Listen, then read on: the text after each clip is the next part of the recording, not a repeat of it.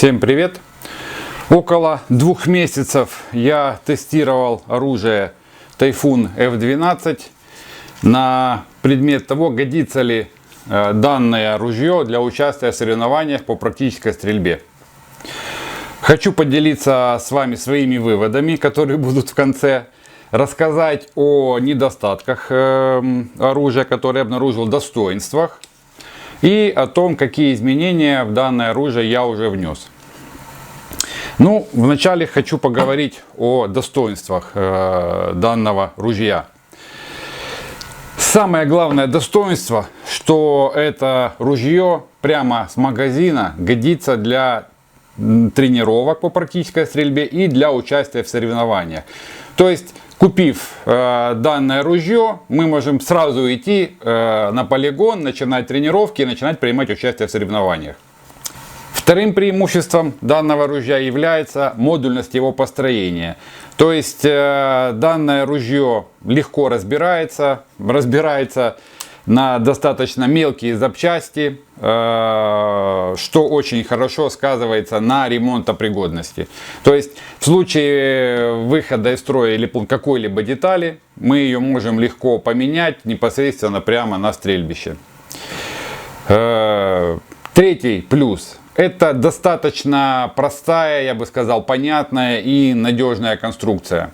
Четвертым и очень важным плюсом данного оружия это является наличие запчастей к данному ружью в Украине и их стоимость. То есть примерная стоимость комплекта всех запчастей, то есть поршней, пружин, ОСМ, ручек, затвора и так далее, составляет примерно 150 евро. Еще одним из плюсов, что мне нравится в этом оружии, это являются металлические практически вечные магазины. То есть они не ломаются, если ломаются, то в принципе легко поддаются ремонту. И пока мне неизвестны случаи у знакомых стрелков, которые вынуждены были выкинуть магазины по причине того, что они уже не годятся. Теперь поговорим о минусах этого ружья. Я бы даже сказал не минусах, а правильнее назвать особенностях. Первое. Ввиду особенностей производства данного ружья, турецкого производства, все ружья разные. То есть, что я имею в виду? Если мы возьмем из магазина 3 ружья, даже возможно из одной партии, то у них с большой долей вероятности будут разные жесткости возвратные пружины, разные отличающиеся на какие-то сотые миллиметра диаметры поршня, газовой камеры, может немножко по-другому запилен ОСМ, немножко по-другому обработан патронник и так далее и тому подобное. То есть все ружья в магазине, они внешне кажутся одинаковыми, но на самом деле работают они по-разному. И это причина, почему одни стрелки говорят, что у них из магазина ружье стреляет патрон 24 грамма без проблем, другие жалуются, что 28 не перезаряжает, третьи говорят, что установили новый поршень, ружье перестало стрелять патрон 28 грамм. То есть это все связано с тем, что, скажем так, при производстве достаточно большие допуски по изготовлению деталей дальнего оружия. Это не есть проблема, это особенность. И, скажем так, есть уже у меня выработаны методики и, скажем так, инструкции, как с этими проблемами бороться. Но об этом мы будем говорить позже уже в других видео. Еще одним из недостатков данного ружья, я бы сказал, отсутствие в комплекте хорошего ДТК. ДТК, который идет в комплекте, он, конечно, что-то компенсирует, но не является на сегодня лучшим на рынке. И достаточно, скажем так, недостаточно мягкий, короткий ОСМ для того, чтобы делать точные выстрелы вдаль пулей на большие дистанции, либо быстрые серии по ближним дистанциям. Но, забегая вперед, тоже хочу сказать, что проблема эта с ОСМ тоже она устраняется. Это не проблема. Теперь я хочу поговорить о том, что я сделал в этом ружье, то есть какой тюнинг я сделал на сегодняшний день и что я планирую делать в дальнейшем. Первое. Мне по заказу изготовили ДТК.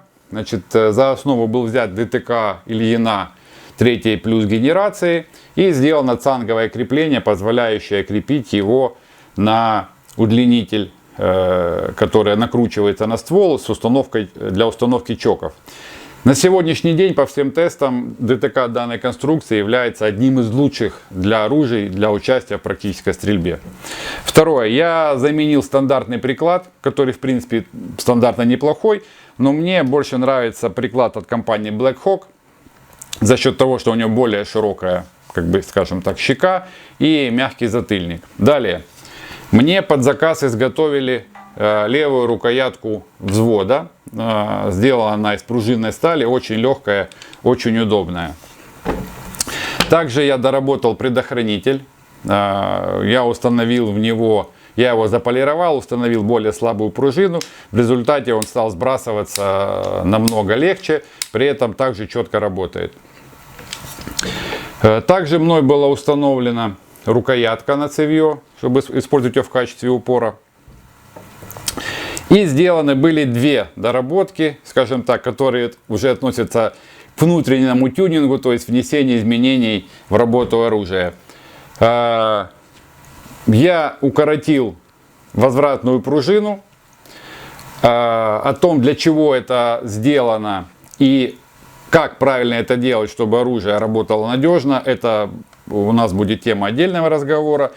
И также я произвел тюнинг ОСМ, доработку ОСМ, достаточно, скажем так, серьезную, в результате чего у меня стал гораздо более короткий свободный ход, у меня практически отсутствует overall travel, и сам спуск стал гораздо более мягкий. Но опять об этом тоже мы поговорим потом в других видео. Ломается ли это оружие? Ну, конечно, ломается, как и любое другое, но оно не ломается вдруг. За ним необходимо следить, некоторые детали необходимо менять просто после определенного количества выстрелов. За некоторыми деталями просто нужно следить на предмет признаков износа, трещин, потертостей, либо там наклепа. Вовремя их менять, и если вы это будете делать, то данное ружье будет вам служить долго, надежно и будет вас радовать. Итак, выводы. На сегодняшний день я могу сказать, что я лично выбираю это оружие для участия в соревнованиях по практической стрельбе. По моему мнению, на территории Украины это ружье является лучшим вариантом на сегодняшний день для участия в соревнованиях по практической стрельбе. Безусловно, где-то в мире, за рубежом существуют, возможно, более лучшие модели оружия, может, более надежные, более интересные. Но именно для Украины это самый лучший вариант. Во-первых, по стоимости, по сервису, по доступности деталей, а также по удобству работы с ним. То есть, взяв это оружие в руки после R15, я не почувствовал никаких неудобств, то есть все органы управления похожи, ну, за исключением рукоятки взвода. То есть манипуляции с оружием не вызывают никаких проблем. Безусловно, есть особенности у этого ружья. Это то, что это ружье требует ухода и внимательного слежения за его работой. То есть постоянно необходимо контролировать износ деталей, вовремя их менять. Это не то оружие, которое можно просто брать из сейфа, идти на стрельбище, стрелять по полгода, его не чистить, и оно будет работать. Это оружие, которое требует ухода и осмотра. На этом все. Желаю вам успехов на соревнованиях, безопасной, точной и быстрой стрельбы. Всем пока!